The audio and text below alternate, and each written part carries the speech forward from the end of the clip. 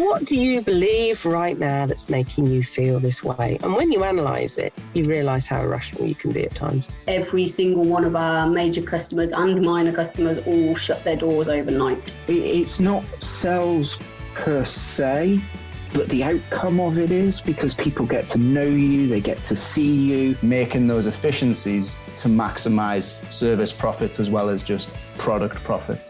When you lose the enthusiasm, that's the point to move on. Scaling up a business isn't easy. If it were, we wouldn't have less than 4% of businesses scaling beyond 10 employees or around £1 million turnover level, and less than 1% beyond 50 employees. But the contribution that we make as owner-managers to our economies is immense and should never be underestimated, yet it can be a tough gig for all of us at times. And only other business owners truly understand the challenges that we face.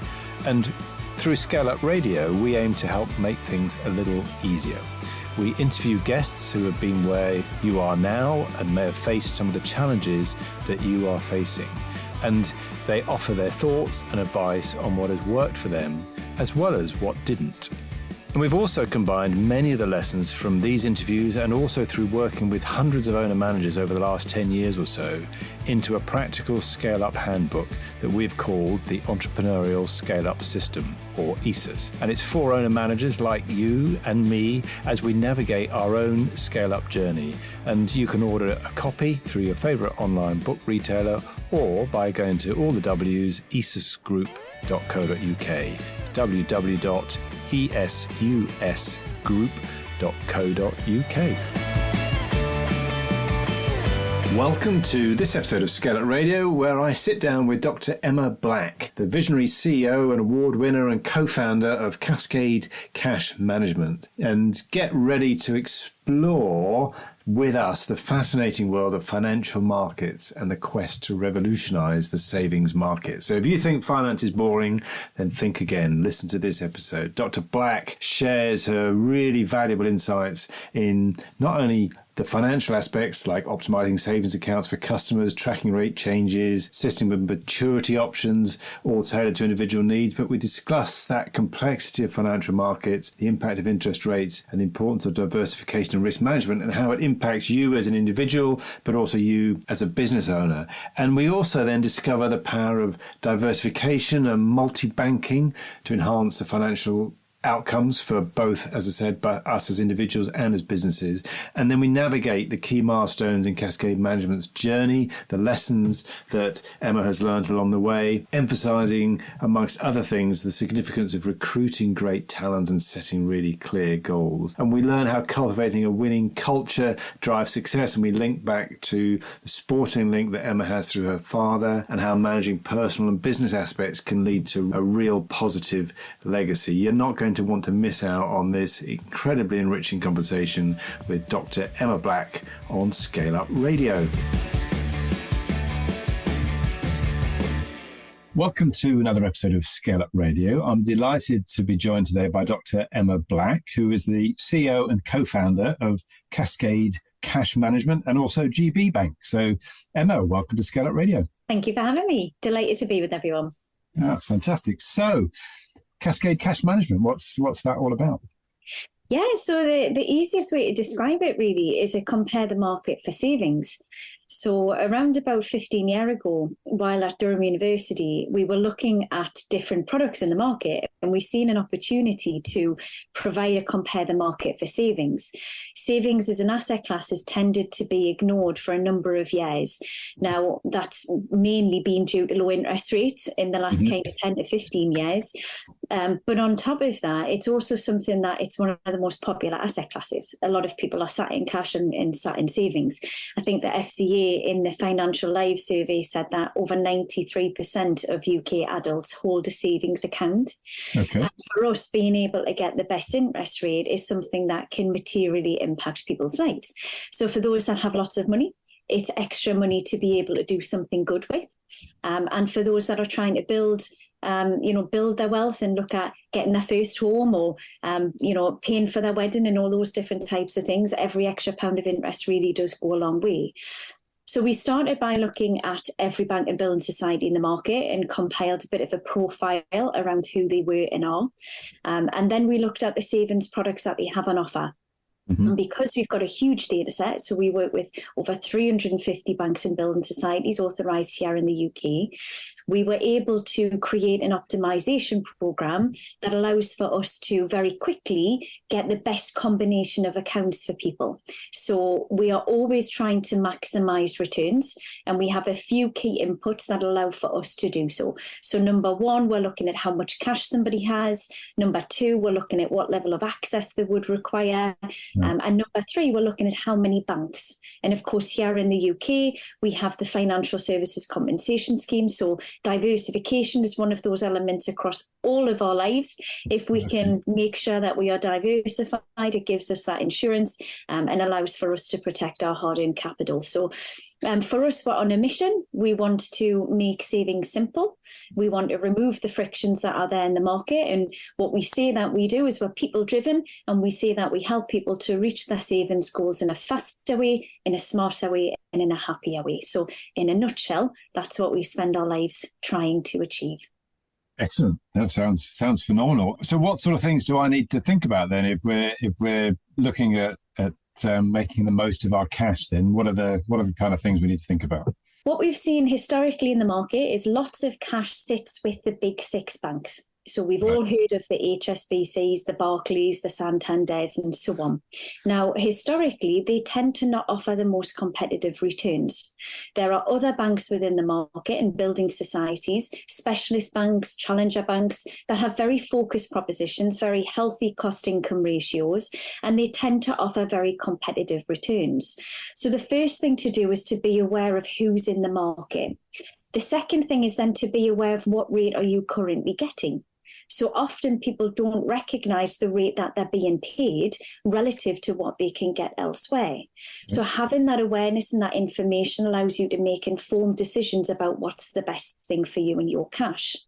The third thing is we would always say reach out and talk to somebody. There's lots of fantastic professionals up and down the UK that can speak around cash offerings as well as non-cash offerings to give you a holistic overview of what your options are.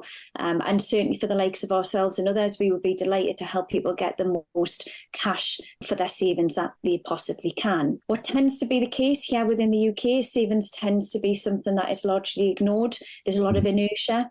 There's a lot of money left on the table. So if we shop around, we can get more money. And certainly if you're the trustee of a charity, if you're the director of a company, those types of things are, the fiduciary responsibility of looking around, you really will get good returns. We've been working with a number of people that are going through various life events as well. So clients that have sold their houses are in between looking in the property market of when to buy. And we've been increasing returns for them on instant access, giving them full flexibility around, being able to access the funds when they find their dream home while also getting a really good return. So, for number one, find out who's in the market. Try to understand, reach out to people in order to learn how to do so. Number two, look at what rate you're currently getting. And number three, think about what you're trying to achieve and speak to a person around how best to do so. Great. And are there many competitors doing what you do? How are you different? Yeah, so we're operating in a fairly non-competitive space, really. There are others in the market that do similar things. However, we work solely for the customers. So we aren't paid by any bank or building society. We are paid by the customers, and we are driven to get customers the best possible outcomes. So we do switch money around quite a fair bit. People will be moving between providers. We are very much trying to improve competition. For us, money is held directly in the client's name with each regulated bank and building society. And really, those are the most important parts around what differs us from and differentiates us from others that are in the space. So others within this space will tend to work with banks and building societies as distribution arms. They will tend to be paid by the banks and building societies in doing so. And they will tend to use hub accounts. Now, the model changes slightly in that they take on anti-money laundering risk from the providers because the providers are kind of outsourcing that to them. and they don't work solely for the customers. So as a result of that, they aren't proactive in ongoing monitoring of switching you around. Final thing is that we operate on a hybrid level. So we really believe that, you can use computers and AI and technology to do fantastic things in terms of processing and all of the data intelligence stuff that we're working on and we use. But we think that that is most powerful when it is complemented with a human. And we think that human and creative, innovative, relationship-led approach supported by market-leading Fintel in fintech is something that will be able to really generate a fantastic outcome for people. So that's our final differentiating point, in that others within the market tend to be robo-advice, tend to be self-serve online. We work from a hybrid model. Great. So you're actively managing people's cash then. It's not a case of just to compare the market and then stick it somewhere and leave it. You're actively recommending moves and actively managing along the way. Yeah, so we say that we actively administer. So the clients are the ultimate signatories and they have sole power over the money. But what we do is we feed that information to people. So we let people know, here's the best options for you today, but then we monitor those options. So where clients have seen rates changing and they might not be aware of it, we are tracking that on a daily basis. So we make them aware of what their latest rate is. What we also do, because we're tracking the front book new products coming into the market, we let clients know if there are better rate opportunities for them, which allow for them to take advantage and make sure that they remain at the top of the market on an ongoing basis. And that's probably one of the biggest value adds for us. What we also do is we work with clients that have fixed term accounts. So as they're approaching the end of their maturity period and coming towards their maturity date, then we will work with them to let them know what their maturity options are, both with their existing provider and also competitively who else is in the market and what they're pricing at as well. So clients don't just get a snapshot of what's the best thing for them today. They get an ongoing service. And that's all encompassed within the same fees. There is no additional fees. It's all very simple and very cost effective for them. And how do the fees work then? Is that a percentage of cash invested or something else? Yep. Yeah, so it's 0.3% of cash administered, and we charge that on a monthly, quarterly, annually basis. We bespoke everything for customers, and everything that we report is transparent, net of fees, and it's all encompassing. So we don't have any additional fees or anything layered in. It's very, very simple. So in a way, for my simple mind, it feels a little bit like if we've got a wealth manager who's looking after our stocks and shares portfolio and they're actively tracking, we've got a choice of the kind of returns we want to get, maybe against the risk, but it's a little bit different from that aspect. But we've got some criteria that we can choose, but then they're actively being managed and moved around with our approval to fit our profile that we want. Absolutely. And the key thing for us is that on average, we deliver 9 to 10 times the returns that we charge. So clients are getting fantastic value for money. And it's something that adds very much on a compounding impact to an overall portfolio. Sounds great and sounds really complex. Sounds like you've got to really. You're playing in a regulated market. You've got complex products. You've really got to understand. And I know that your background. You also set up a bank, I believe. And you're a big co-founder in setting up a bank. Indeed, yeah, we did. So GB Bank, the Great British Bank, launched last year in 2022, got its license 2021, ended back 2021. So yeah, it's an exciting time for the bank. Yeah. So what got you here? I know you're Dr. Emma Black, so you've got a PhD, but I believe you've also you've undergrad in finance, masters, PhD. You also, I think you've done a course with Harvard as well, I believe, and Oxford. So it sounds like you're very, very highly academically qualified, and obviously know your area inside out. Yeah, so grew up really in a sporting environment. My dad was a professional coach, and one of the things that we were raised in was the environment of Kaizen, so continually getting better, continually learning. And I always find learning something gives you an opportunity to open your mind and think innovatively and creatively around how you can do things better. So right now for us, we have a fantastic opportunity looking at what's taking place in responsible finance, ESG, and how that's feeding into the savings market. And that's something that at the moment is very much in its infancy. I'm sure it's going to grow at pace, and we're doing a lot of learning on this and trying to make sure we're at the forefront of that. So from our perspective, I've really maxed out so far in terms of the qualifications, and continue to look to learn and just see that as an opportunity to get ideas, really, and to think about how we can deliver what we do better, how we can continue to stay current for what people are after, and where the market is heading. I think the key thing is, from a technology aspect, a lot of the AI that sits there and a lot of the platforms is based on past information, and it's based on looking at what's taken place in the past.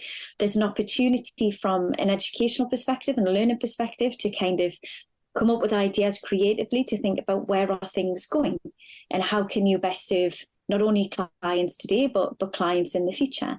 And of course, we see constantly big changes that are taking place. So from a learning perspective, it's a one that opens doors and opens our minds. But also the focus for me, very much since doing my undergrad, has been on the kind of behavioural finance aspects.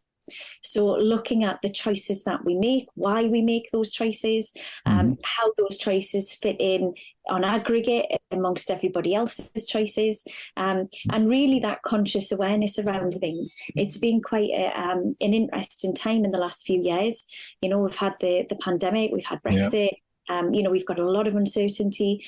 And that can drive people to make different choices, both with their personal finances, with their careers, their outlooks, what they want from life, and all those things will feed into the advice that a professional advisor will give. And certainly making sure that people have that flexibility is something that's absolutely crucial and critical for us.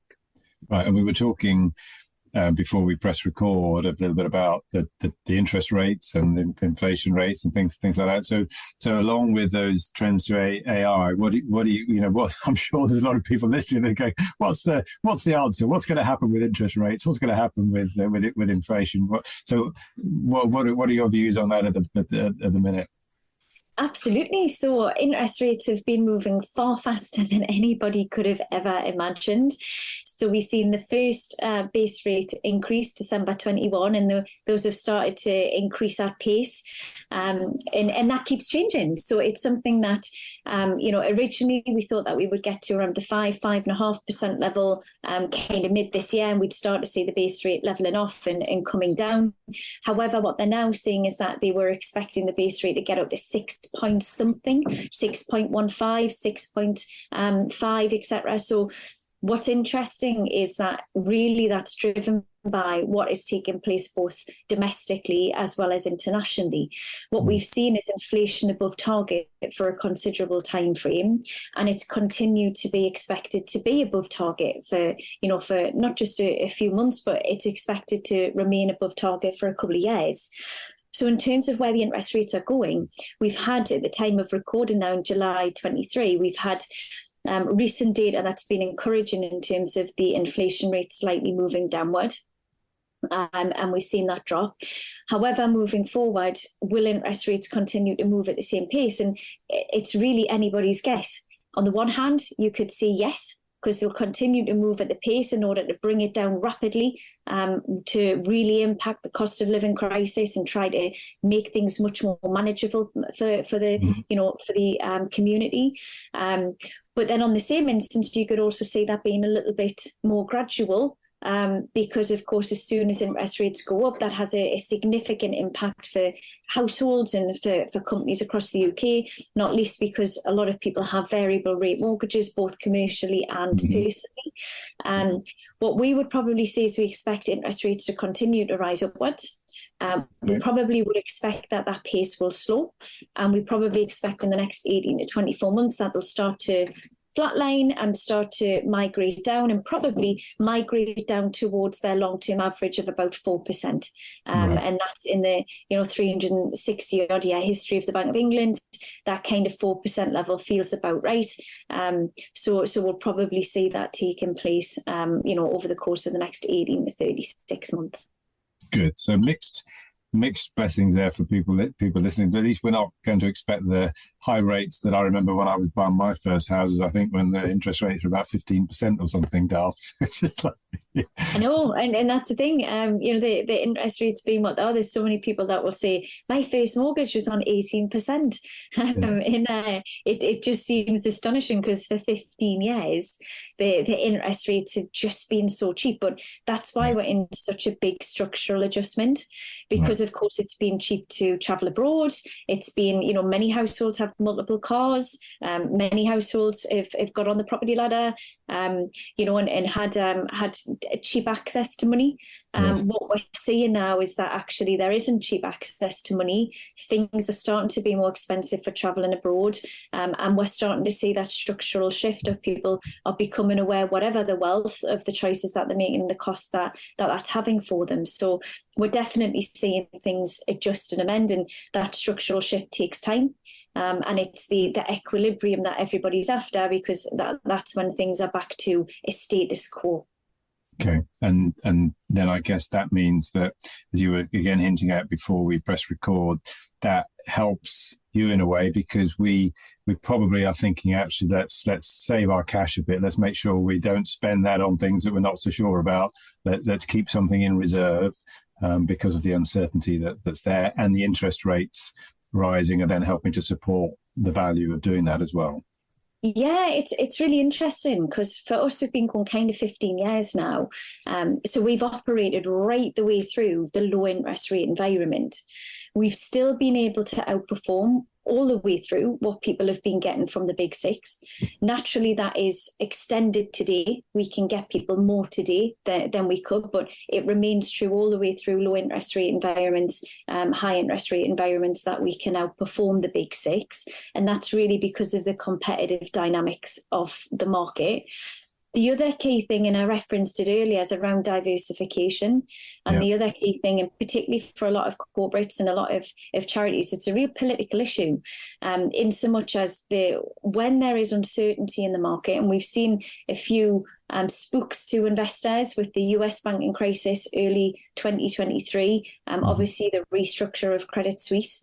And in that, safety is absolutely paramount. Because often it's the customers that are wealthy, it's the customers that have a lot of cash that are driving that systemic risk. Because if there is uncertainty around any one provider, it's the people that have more than 85,000 that are going to exhibit in the runs on the banks, because they're the ones that are at risk of losing it. Yes, because they're only protected. They're only protected up to that 85,000. Yeah, and Harvard kind of calls that group the uninsured group. And it's the uninsured group that actually exert the risk within the market in that regard. So it's better for everybody that people diversify and multi-bank. Not only will it drive competition and lead to better consumer outcomes, but it actually also helps every single one of us, because it reduces the overall systemic risk within the financial services sector. Because by diversifying, what you enable yourself to do is the ability that if any one of your providers goes into difficulty, you will become less likely to run on the bank in such a circumstance if you are diversified in doing so. So we've seen throughout the whole of our life, safety and diversification being a really big lever, being something that people are concerned about, and particularly corporates and charities. They work extremely hard for getting that capital coming through, particularly charities in this climate. The last thing you want is a provider to go into difficulty and then you've lost that extra cash because you're not protected. So that's been a really big one. But just actually in general in life, that's a fantastic principle. If we diversify and we make sure that we have that balance, it's a fantastic thing to live your life by. So yeah, diversification, prudence, that's always been really key and a big driver for us. But naturally returns, and because we're now at a position where you can get 6.15% on a 1-year fixed term bond, what a number of advisors are doing is looking at de-risking portfolios. So the ability to get a really healthy return in cash while also being invested in the market. It gives that really good balance. And with interest rates expected to remain above 4% on an ongoing basis, that should be something that offers people the opportunity to have a real balanced portfolio, which has been something that's been arguably difficult to achieve because the risk-free asset hasn't really been there for 15 years. And I guess also there's a certain amount of educating us as consumers, because traditionally we're very risk averse and very loyal, I suppose, in a way. We tend to stick with the same bank, don't we? We've been brought up with the bank that our parents used. We generally would start with that, and unless there's a big reason as to why we would move somewhere else, we don't tend to use multiple banks and diversify, do we? So it's an interesting one, actually. There's a lot of data that says people are much more open to multi-banking now. Right. So for example, it's more likely that somebody will now have a mortgage provider that is different to their current account provider. Yeah. It's more likely through the use of things such as compare the market and so on, that there will be a different insurance provider to your current account provider. Mm-hmm. So because of the availability of tools that allow people to do that, as well as the rise of mortgage brokers and individuals that can assist you in that regard, there's definitely been more multi-banking taking place. But you're absolutely right in terms of savings specifically. People will tend to hold it in the main in a linked savings account with their current account provider. And often that won't generate the best return for them. And often it won't give them the best protection either. So looking at shopping around, obviously the availability of tools that are really convenient to do so, the likes of ourselves assist people in terms of, that hassle of how do you open accounts, how do you maintain them, and how do you keep on top of the rates, being able to make use of tools and technology that is available will certainly assist and drive that competition coming through. So, multi-banking is improving. I think it will continue to improve, but, very much we're creatures of habit. But ultimately, the responsibility sits with us. The banks are certainly not going to turn around and tell us to move our money to a better home. They're quite happy to make a profit on it. So the responsibility, it sits with us, and it's for us to make sure that we get a fair return on our hard-earned cash. And do you deal with businesses as well, business customers as well as private individuals? We do. So we support every saver. We support corporates, charities, trusts, pension money. We support power of attorney, court of protection clients. So we are a universal service open to savers of all shapes and all sizes. We have no minimum. We have no maximum. We are absolutely just governed about getting people the best rates. So anybody that we can assist, we're here and waiting to do so. So given that our audience are largely business owners, is there anything else that we need to think about as a business owner in terms of managing our cash from what we've already just discussed? Yeah, so often from a business perspective, often the cash will be sat with one main banking provider. So usually businesses will well be in excess of 85,000. So diversification of that is really critical, because often not only is that surplus capital, but it will also be working capital. And the last thing that you want is for that money to be at risk. And indeed, what we've seen in the US is part of the runs on the banks in the US was from SMEs that were worried about excess surplus capital being at risk for not being able to meet payroll and so on. So diversification is key. And typically the corporate and the charitable rates will be the lowest that are in the market. So shopping around is something that is absolutely imperative. So making sure that you get a good rate of return. And on that, the extra returns that can come through and be used for really practical reasons. So we've worked with a number of charities that have been able to generate significantly more in terms of thousands of pounds of extra cash. They've used that to be able to hire more humans on mental health support. And, we've had schools that we've supported that have been able to use the proceeds for buying minibuses that are required for the schools and all those different types of things. And then for corporates, we've had corporates use the extra cash to do wellness retreats and take their staff away. So really for us, it's thinking about that money that is just being left on the table by not actively managing your cash. First off, become aware of how much it is. We provide illustrations free of charge. So see what it is that's available, and then think about how much good that can do to the bottom line. Excellent. Great. So what got you started? 15 years ago, you decided to set up Cascade Cash Management. I mean, what led you to that, to do that? Absolutely. So it was all an evolution, really. So I did my undergraduate at Durham, stayed on to do my master's, finished my undergraduate at a time where the credit crunch was happening. It was very competitive in the market at that point. So it wasn't necessarily a great time to go in industry. So I thought I'll stay on and do the master's. In doing the master's, I was then asked to stay on to do the PhD. In doing the PhD, I then got access to a number of different practical projects that we could work on in terms of industry and university collaboration. So did a lot of international and global work. And then at the same time, my brother joined financial services, and he was progressing through in his career within wealth management. And in 2012, we decided to come together. Right. And we decided to set up a directly authorised wealth management company. It's part of the proposition. We included savings and we built out the savings tool, and one thing kind of led to the other. So we looked at the wealth management side. We advised high net worth clients, and be those individuals, corporates, charities. We used the savings tool to make sure that people got the very best rates of return and were diversified. And we also looked at facilitating lending. So we looked at being able to connect people together to look at some fantastic social impact projects, particularly within the regions. As we went through that, we then started to look at what the opportunity would be if we could bring the two together. So if we could bring the savings together with the loans, and that's what we did with JB Bank. So everything is kind of fed on from the previous step, and as opportunities have presented themselves, we've looked to take advantage of those, and as hurdles have appeared, we've looked to adapt and get better, and one thing has really led to the other.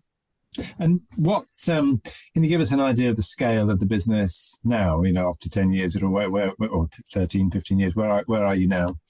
Absolutely. So we support 3,500 financial advisors across the UK. We've administered over 3 billion to date. Within Cascade, we're administering around 300 million of savings today. The bank currently has about 300 million of deposits and savings and is building its loan book as well. So, I would say all entities really are under the radar. We haven't had a national marketing campaign or anything like that, but what we've done is we've worked really well within the regions, and we've really worked to try to increase awareness and work with some fantastic teams and firms that are doing some great things within the market and collaborate really. Right. So what have been some of the key milestones along the way? Yeah, so I think first off, obviously, setting the business up was a key milestone. So getting that set up and getting our office in back end of 2012, that was really critical for us. So that was a big milestone.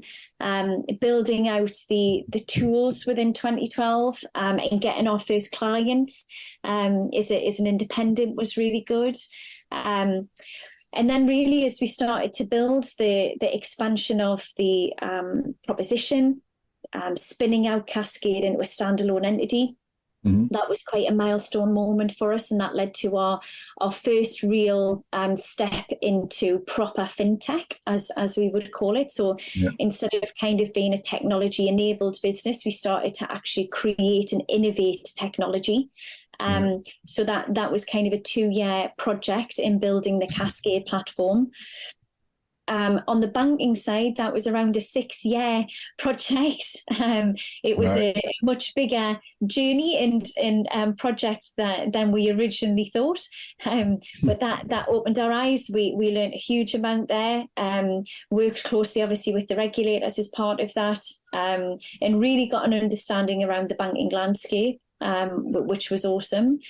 And then we find ourselves today in an environment where interest rates are rising. We've got an opportunity to help lots and lots of people, and we've got an opportunity to connect into savings journeys and really transform that market. So instead of having a market full of friction and full of products that are designed to meet the provider's aims, what we are trying to champion is products that meet the customer's aims and what customers are trying to do, and really simplify that so it becomes a much more streamlined and frictionless journey.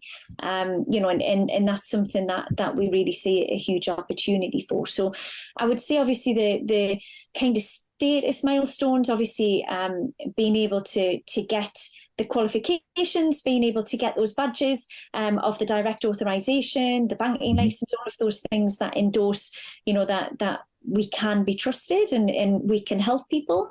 And then on the softer elements, I think just being part of a fantastic team and being able to think about how we can really help people is something that's just been wonderful and really is a life's work for us, where we're delighted to continually expand our network and expand our offering. Right. And how big is your team? How many employees have you got? Yeah, so we internally have 9 within Cascade, and we have around 40 to 45 within the bank at the moment. And those are continuing to build and grow as the propositions build and grow. A fantastic one in terms of ScaleUp Radio. We are absolutely in a scale-up phase on both entities at the moment.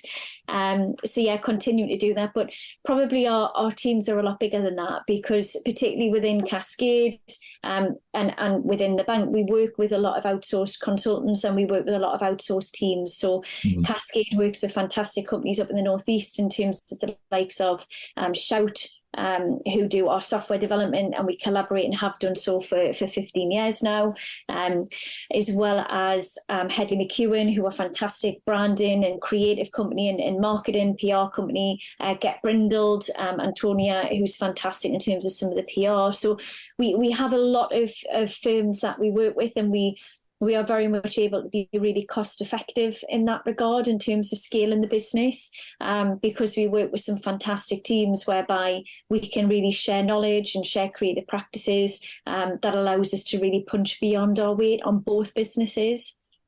And how, with that rapid scaling and more to come, how are you managing to avoid getting overwhelmed yourself? Yeah, absolutely. And that's always the key thing. You've cultivated a fantastic environment. You've got real clear purpose, and you know exactly what it is that you want to do and how you want to do it. As you scale the business, the people aspect is really, really important. Recruiting the right people in. You want to be able to make sure that you're doing that process correctly. You're making sure that you're recruiting people in the right way. We very much believe that we recruit by character first and integrity first. We believe that on a technical level, anybody, if they want to, can learn anything that they want to. You can pick up a book, you can go to a course. So in that regard, is quite an interesting piece actually on that, in regards to social mobility, and that one of the biggest barriers, according to a report by KPMG, is actually class.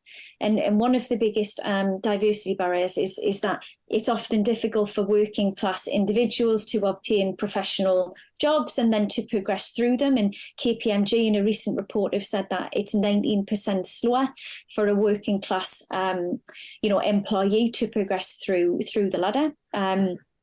So in that regard, there's a number of initiatives around stop asking for pre-required qualifications or pre-required skills technically, and actually start seeing that part of the role, and the role is conditional on undertaking specific qualifications or undertaking specific training, and we very much subscribe to that. We believe that recruiting the best person is really important.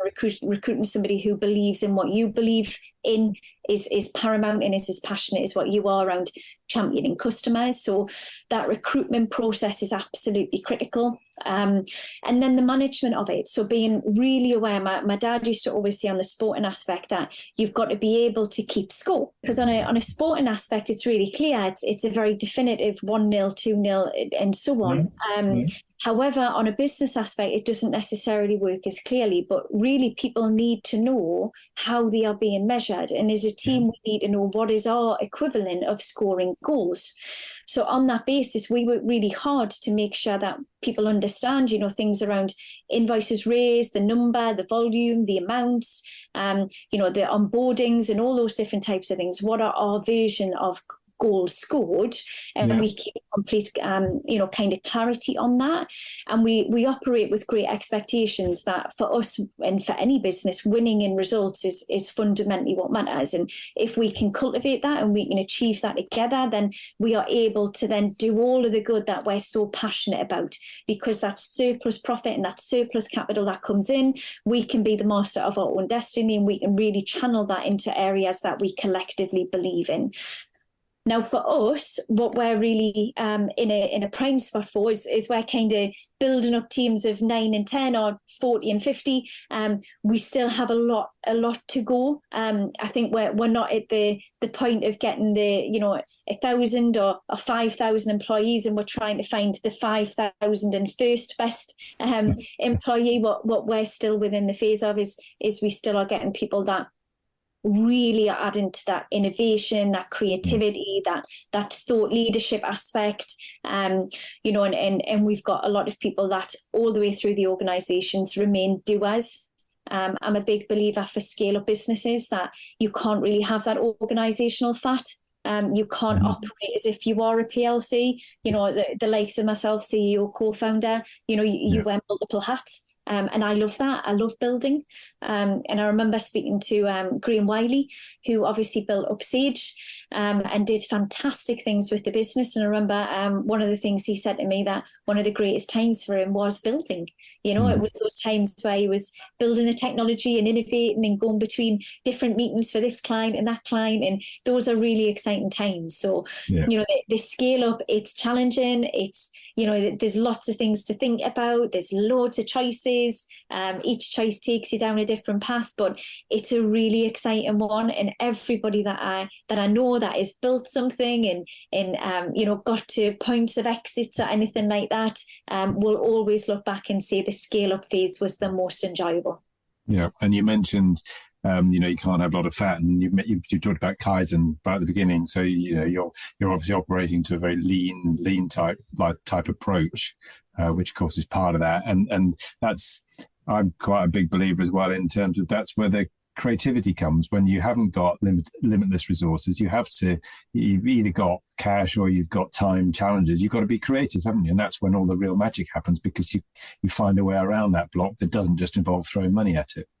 So you just used 3 words, which actually are our mantra, and it's stolen from my late dad, actually. So my dad was at one point working with QPR, and at the time they were competing for promotion from the Championship into the Premier League, and it was an incredibly competitive time. And he joined the team at the point that they were looking to get into the playoffs, and they did ultimately get that promotion.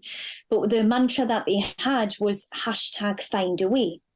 And the idea was, we have to find a way to win. We have to find a way to get that to the Premier League. And some of the pieces around that is we can kind of accept being beaten. If we are beaten and we've given it everything and we've just been beaten by somebody who's better than us or more capable than us, and absolutely fine. But we cannot accept, losing to somebody who just wants it more. So in that regard, I think the #FindAWay is something that is really, really powerful for any business and any team in any sector. That kind of adaptability, that commitment to the cause, the fact that, you're on 1 foot in, 1 foot out, you are 2 feet in, you know why you're doing what you're doing, you're committed to making a difference. And in that way, you will always look to find a way. You are, if you think about Simon Sinek kind of infinite game and infinite game, you are in an infinite game. There is no end to your game. There is no end to your legacy. So, a lot of the time, I will overlap with people that will talk around exits. and they'll talk about building something to sell it or building something to exit. And I really disagree with that in terms of building a business, because I think really on a scale-up aspect, while you can think about potential liquidity events and all those different types of things, and often investors will want to know that, reasonably, you should be ultimately focused just on building a great business that is serving something that the world needs, that's something people are prepared to pay for, and enhances their lives and improves your employees' lives. And if you can combine all of those together, you can really make a really big difference. And where you are emotionally connected in with that, where your soul believes in why you're doing what you're doing, you really do get some incredible creative and innovative opportunities. And for us, we always speak around two different aspects around invention and innovation. So invention being something that nobody else has ever done before, and innovation being something that might have been done in a different industry that you can apply in your industry and can further you on your journey. I would very much say we are in the main very innovative. I would say that we work with other teams, we work with lots of sectors, we work with advisors, we work with our customers, and we improve constantly what we do. We're constantly looking to adapt. We're constantly looking to find a way. We know what our scorecard is, so we're able to keep really focused in that. And I think that's one of the things for a lot of businesses. Make sure you don't get distracted by ideas that are just ideas. You need to be able as a leader to prioritize what matters and what actually is going to allow you to continue on your journey quicker and faster, and all those different types of things. So, in that regard, I think there's a huge opportunity to really think creatively, and that commitment to the cause is something that #FindAway will allow you to really generate a successful outcome. Yeah, I think that's great, and I love what you said as well about that not just building a business to exit, because I think we think about it in that there's a big difference between building a business to exit and building a business that gives you options to potentially exit. Because exactly as you've said, if you build it in the right way, you will do all the things that you've talked about, and it will naturally be a business that will give options for exit, one of which might be a sale, but there's all sorts of other options too. But you've built the right kind of business, and that's what's important. So you're building value into the business, which a big part of it is you're building value for your customers as part of that as well, and other stakeholders. So yeah, I really like the way you've talked through that and a number of other things. So we've talked about the people a little bit, and you've given some hints in there as well as about how you manage the culture and you get everybody working together. I think within that, you've talked about the recruitment side of things. I mean, how do you recruit and assess for culture, for that attitude that you're looking for? How do you do that? Anything specific that you do?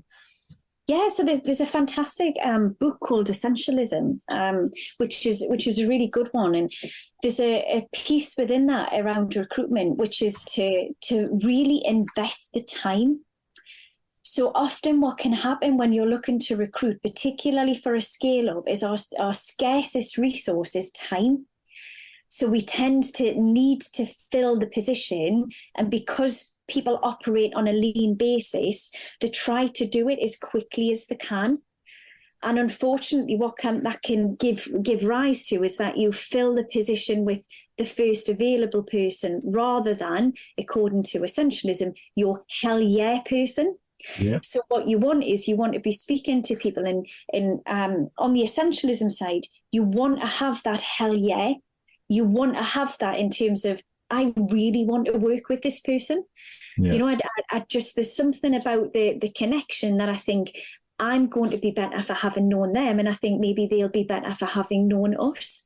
And we really take our time. So we recently recruited a fantastic individual within the team, Hannah Morris, who's wonderful, and that took us around 3.5 months of lots of different chats. We spoke to lovely people, but we didn't have the hell yeah, and Hannah was the first one that we had the hell yeah. Now in those 3.5 months we were absolutely snowed under.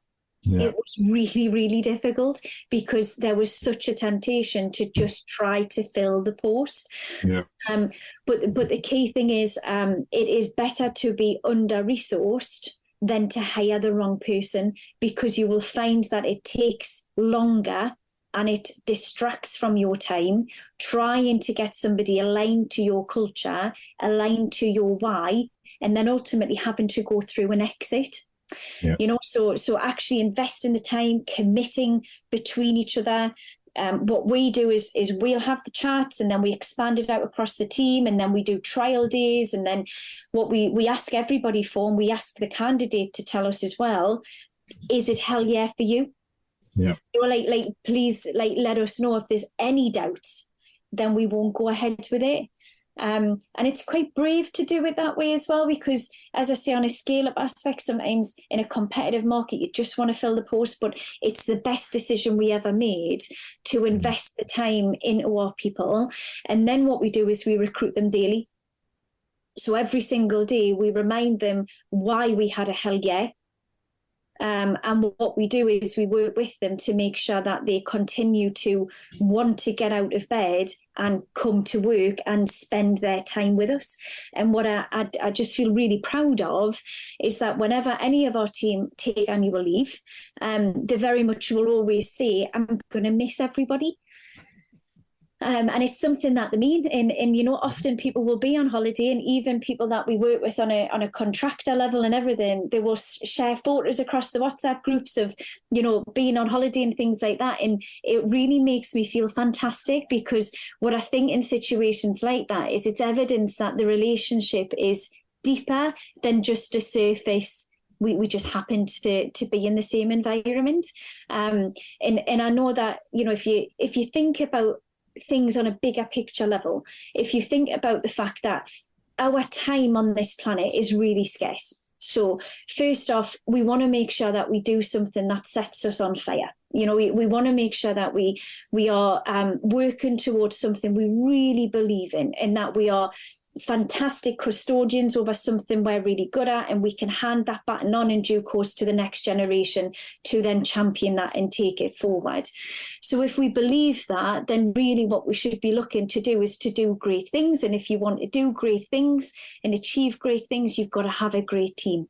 And if you look at a sporting analogy, if you look at the likes of the All Blacks, or you look at the England team that went and won the World Cup, and all those different types of things, it's the teams that are most united, the teams that are most aligned, the teams that are living and breathing together. They understand what they're doing, they understand why they're doing it, they understand the style with which they deliver it. And that harmony, that harmonized approach is really, really powerful. On the other side, you've also got to be brave.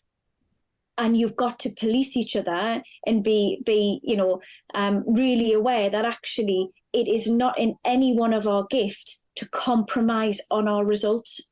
Because if we want to win the World Cup, or we want to be the leading team in the world, and we want to achieve fantastic things, results matter.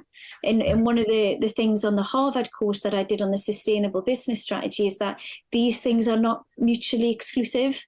So it's not about having a great culture but not having results, and it's not about having results and not having a great culture. The two go hand in hand, and one feeds the other, and you cannot compromise on one because it will impact the other. So if you don't get the results, that leads to insecure times, it leads to uncertainty, that impacts your culture, that impacts people's belief and their ability to dream big and to be free to be the creative and innovative individuals that they are.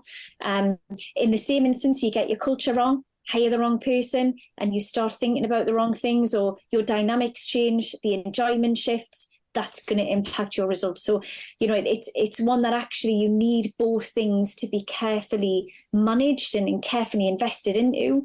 And you certainly can't forego one, because it's one that if you want to do fantastic things, then you really need to care about both.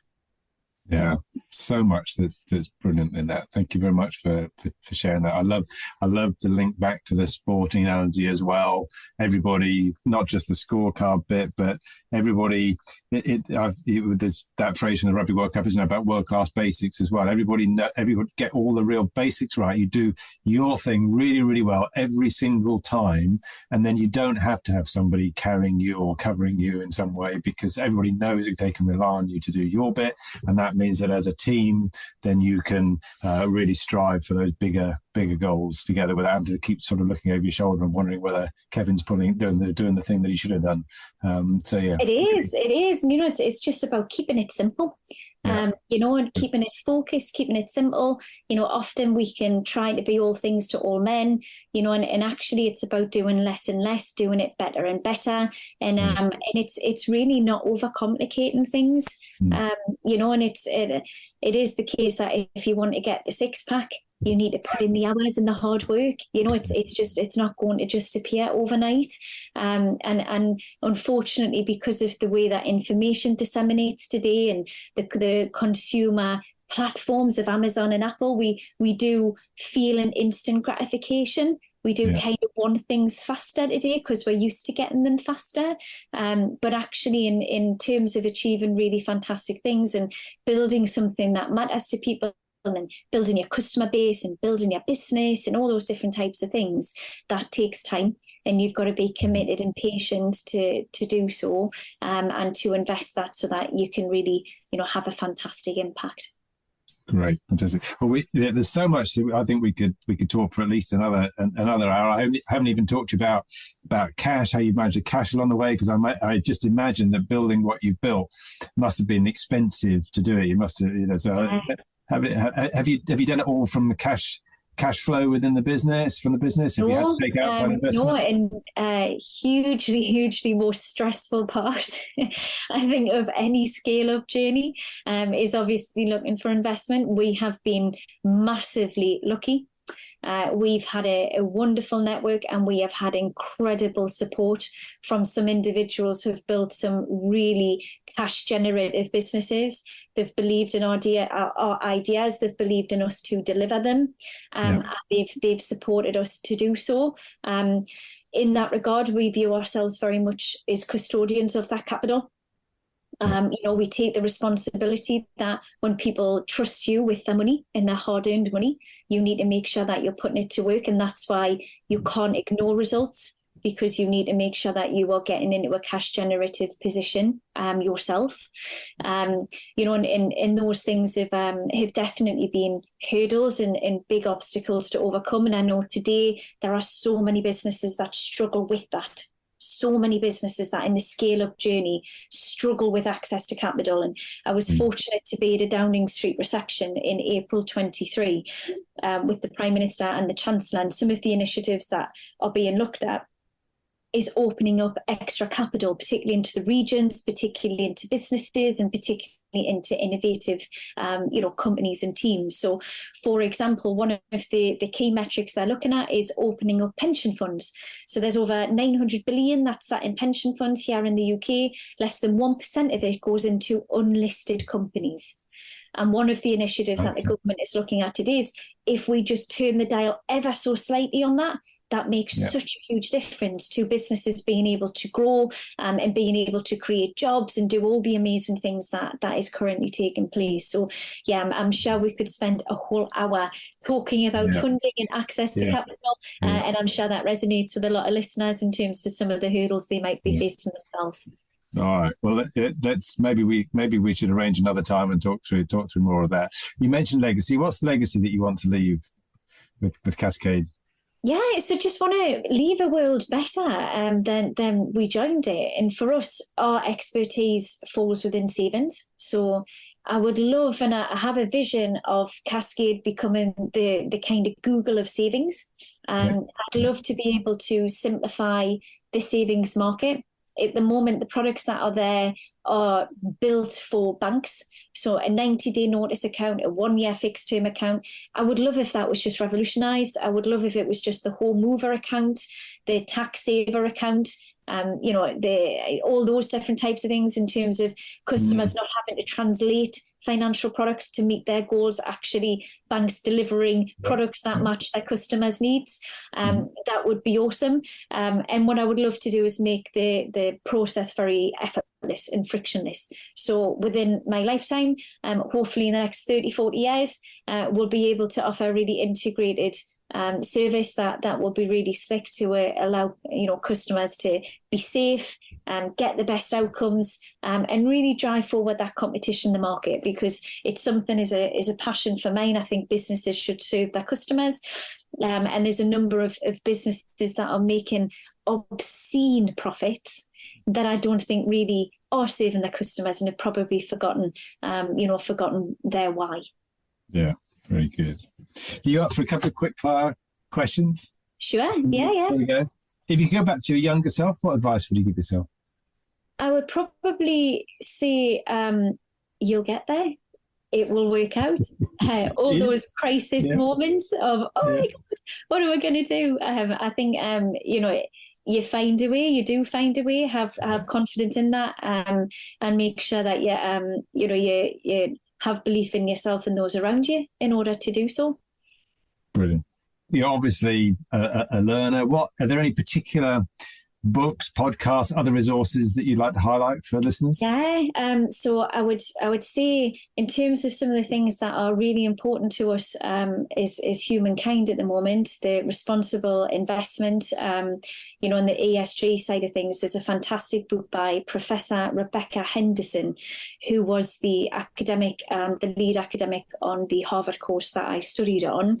And she has a book called Reimagining Capitalism in a World on Fire. And the idea is that capitalism has been one of the most successful systems that we've ever seen in mankind. But actually, it's something that we are quite literally living in a world on fire. And we really need to look at the responsibility as business leaders, because institutions, big and small, have the opportunity through the business decisions, through the influence, through the products that they offer, and through the profits that they generate to really make a lasting difference for the generations to come. So Reimagining Capitalism in a World on Fire, it's a fantastic book to have a look at. Great, thank you. And from a technology perspective, any particular apps or bits of software or bits of tech that you'd like to highlight? Yeah, there's fantastic tools out there at the moment. Obviously, ones people have heard of, the likes of Compare the Market, etc. Those are fantastic tools, and Go Compare, because those are able to generate some really outstanding things. For advisors, there's some great financial planning tools. I know Engage with De Facto in terms of cash flow modelling, Money Info have some great apps and offering for holistic servicing of customers. Obviously, the likes of ourselves on savings, the whole of market transparent offerings. There's some fantastic kind of apps that are there in terms of Nude is a new one for people that are looking to save to buy their first home. So all those different types of ones are great for people to have an exploration of. Brilliant. Well, I think I might be able to make a guess at this, but who's had the most influence on you as a leader? Absolutely, my mum and my dad. No doubt about it. They're fantastic individuals, obviously, in the past for my dad, but it had a huge impact in terms of being able to really prioritise what matters in life, and being able to really drive forward that, above all, integrity and character really is what will drive you forward. And you will always find somebody that can help you. And you should never compromise in terms of the decisions that you're making, just because you might find yourself in a stressful or difficult circumstance. So, yeah, undoubtedly, my mum and my dad. Lovely. And finally, what's your most successful marketing strategy or tactic? So actually, it's one at the moment, and it's not really ours, but it's one that I'm very much jumping on the bandwagon for. Atom Bank have got an amazing campaign called Get Paid, Not Played. And it's I couldn't say it any better myself. It's an amazing one in terms of, the reality is often people are inadvertently receiving much lower returns and savings than they can actually get by shopping around. So that's a fantastic kind of neat little phrasing on it, and certainly jumping on the bandwagon for them. Brilliant, great. Well, I've thoroughly enjoyed this. The hour has flown by for me, Emma, and learned a lot. And thank you very much indeed for being my guest on ScaleUp Radio today. If people would like to reach out to you, find out more about Cascade, what's the best way for them to do that? Absolutely. So I'm on LinkedIn, Dr. Emma Black. Cascade Cash Management is on LinkedIn as well. So please reach out there. And obviously feel free to drop us a note or an email. All the contact details are available online, and would love to catch up with people. Lovely. Dr. Emma Black, thank you very much indeed for being my guest on ScaleUp Radio today. Thank you. I hope you enjoyed that discussion, and if you're building and scaling your own business, you might well be interested in our book, The Entrepreneurial Scale-Up System. And it's exactly what it says on the tin. It's a practical handbook around scaling a business in a structured way. And you can order a copy on all your favorite online retailers, including an audio version, or you can find it and other supporting resources on our website, www.esusgroup.co.uk. That's esusgroup.co.uk, which is esusgroup.co.uk.